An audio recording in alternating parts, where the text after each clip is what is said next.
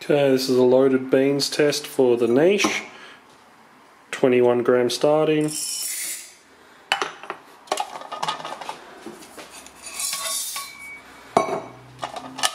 First grind ever.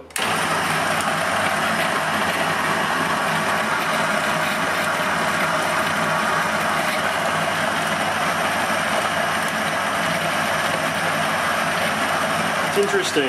It's the DB is only about five less than the Seto, but it does seem significantly quieter. You don't feel you can have a conversation when the Seto is grinding.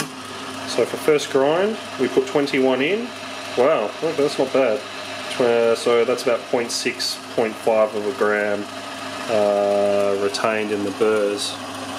Okay, interesting. That's very good. I think normally with the Seto it's about 2 grams that are kept for the first grind.